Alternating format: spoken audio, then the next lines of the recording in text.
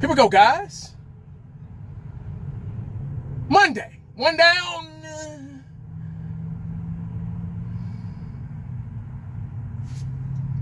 Four to go.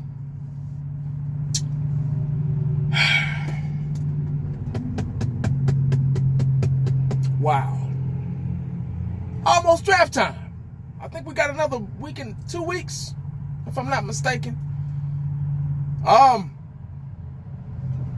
Not too excited about it. I can't say I'm excited about it. I can't say I'm ready for it. I'm ready to get it out the way. I'm a little curious about what direction the Dallas Cowboys are going to go in. No more mock drafts. No more 65 mock drafts. I'm so sick. This is the worst part of the year for 1980. I'm so sick of the mock drafts.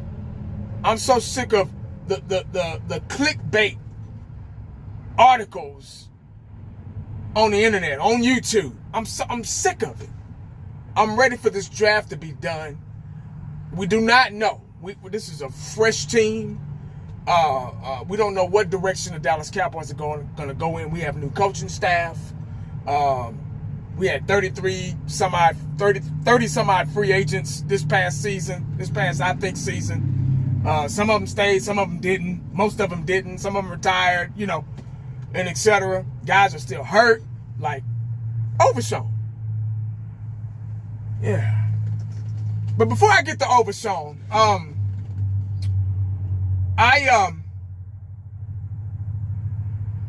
don't know what to expect with this draft. My hopes are not up. My expectations for this football team are at an all-time low for the next probably 2 to 3 years. Because I think that's how long it's going to take for us to get back on track as a football team, as a complete football team. Right now, it's puzzle pieces. We got, we still got CeeDee Lamb, we got Micah Parsons, we got, Tyler Smith, we got a couple of players that are okay. We got Bland. If we can get, I think we brought Bland back too early last year. That's why he didn't really contribute that much.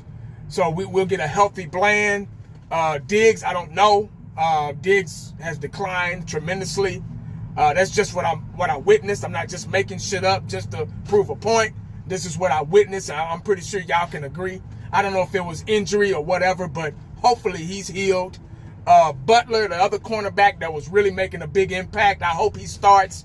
My two corners are Butler and Bland. Those are my two corners. Everybody wants... We saw how the Philadelphia Eagles dominated that Super Bowl this past year. And everybody's got a taste. Everybody got a dosage of what style they use, what formula they use to dominate the Kansas City Thieves. We can all agree that what won that Super Bowl for the Philadelphia Eagles was the trenches. Everybody can agree to that. So if we all can agree to that, why the hell do we want to, first round, we want to go running back, wide receiver? Why we want to be exotic? Oh, one of the first available player, the best available player, but we just seen, I'm here for Super Bowls. I already know that this year we're not going. Next year, we're probably not going. And the year after, we're probably not going. My mind is already is set up and geared for that. I'm okay with that. But trust me, if they prove me wrong, that's even better. But right now, I'm starting low. I'm bidding low. So if I happen to get high, I'll be a little bit more proud, a little bit more excited. But we saw what won on both sides of the ball for the Philadelphia Eagles was the trenches, defensively and offensively. You can't say they had a big running day because Saquon Barkley only had 59 yards, 0 touchdowns. So Kansas City kind of game plan for him. But they found other ways to score. You get what I'm saying? So the offensive line did what they were supposed to do at pass blocking. So the trenches won the Super Bowl. We're all here for Super Bowls, right? That's what we're supposed to be. Not stats, because stats don't win Super Bowls. We're all here for Super Bowls. I'm here for Super Bowl. I've been fucking around with stats for 30 years. And I'm tired. I gave up on stats a long time ago because I figured out stats don't win Super Bowls.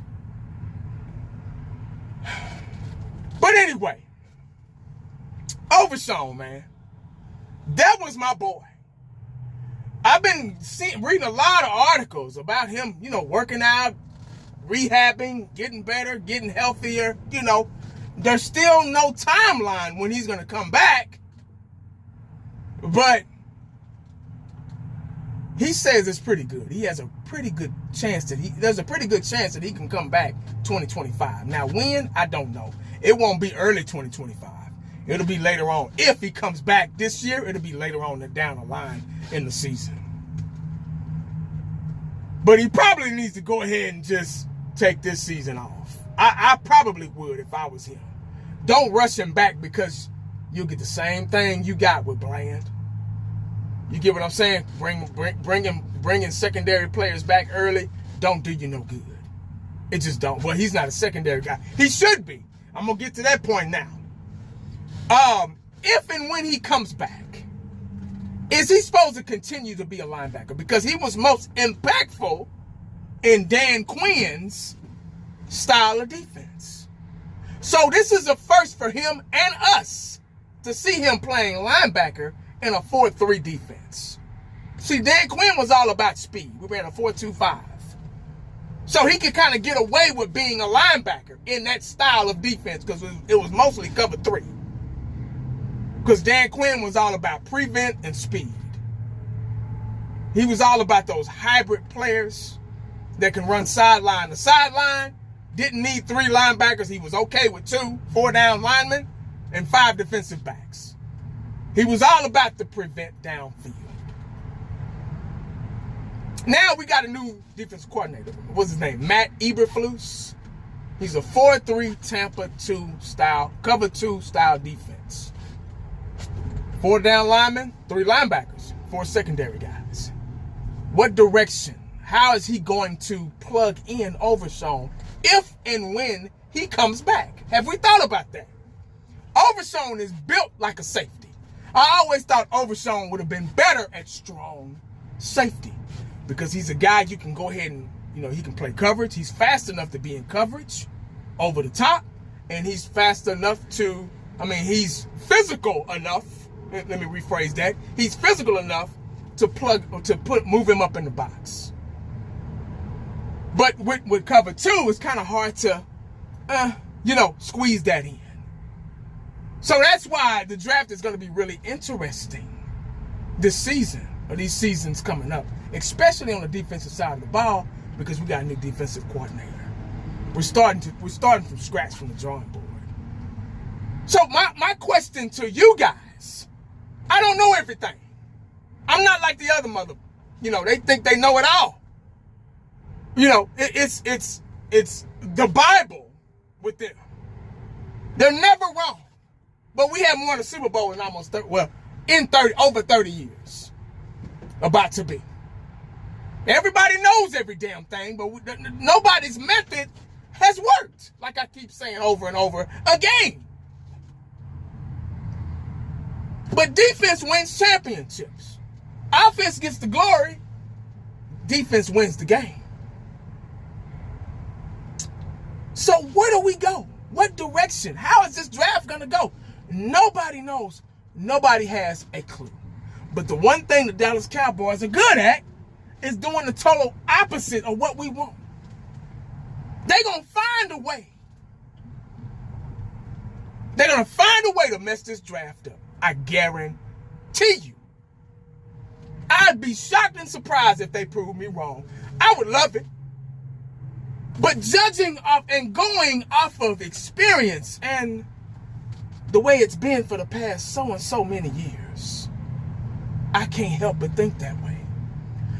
I would love for them to prove me wrong. I'm still waiting. But Overshown, he tore his ACL, MCL, and PCL last year. He already had an ACL injury before that, the year before that. So I'm like, I don't think he's ever going to be the same again. I'm not sure. Injuries are really, especially when you keep getting them in those lower injuries, it's really hard. Those cuts, those breaks, that breakaway speed, that catch-up speed, it's really hard to get that back when you're injuring the same lower body area, and Father Time is poking away and nipping away at you too. He's 2023, so it's only been 2 years, so he's still really young. That's one good thing. But Overshown is a special type of guy, man. Sideline to sideline type guy, always around the ball, always. Even as an undersized linebacker, he was always around the ball. But that was in Dan Quinn's scheme. So that's 2 questions. Y'all think he's going to be successful? Y'all think they're going to be able to plug him in at linebacker again, being undersized in a 4-3 Tampa 2 cover 2 style defense?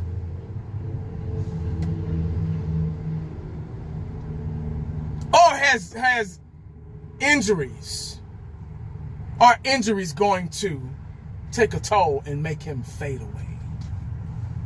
I think those are 2 questions, right? 2 questions? Yeah, those are 2 questions. I'm at the age, man, I could be talking about something and I'll forget mid-sentence. Like, what the hell was I talking about? You know, so y'all bear with me. But anyway, man, that's all I got, man. Let me know what y'all think in the comment section, man. Got the draft coming up. Don't give a damn. What direction the Dallas Cowboys going to go in, who knows? We need so much. I think that's that's the thing that's killing everybody. We need so much on this team, man. We need so much. And I thought maybe earlier, while the season was still the end of the season, I was like, man, trade Parsons, use him as a Herschel Walker type guy, and trade him get a whole bunch of picks for him. That was my method earlier. But I don't know now. I mean, he's still a talented guy. I still think I think Micah Parsons would be really great in a 3-4, a really good outside linebacker in a 3-4 defense. Kind of like DeMarcus Ware was. He's 3-4. 4-3, he's going to play him on the end. He's undersized. If he can get around you, but if they get their hands on him, it's a wrap. Because they're going to push him around, you know. But and it's wear and tear on his body. And they're gonna wear him out because the Dallas Cowboys think they're playing Madden, so they're gonna move him around and they're gonna wear him out. By the end of the season, he's gonna be burnt out, and we're gonna get the same results again. So it's just a domino effect, guys. These are common sense things that y'all need to think about. That's all I'm here for, man. I'm not here for all that Mickey Mouse fantasy shit, man, that them other motherfuckers be feeding y'all for likes and views and shit. I'm not here for that. I'm here for common, logical sense. I'm serious. This is serious, like my boy Cowboys blog be saying.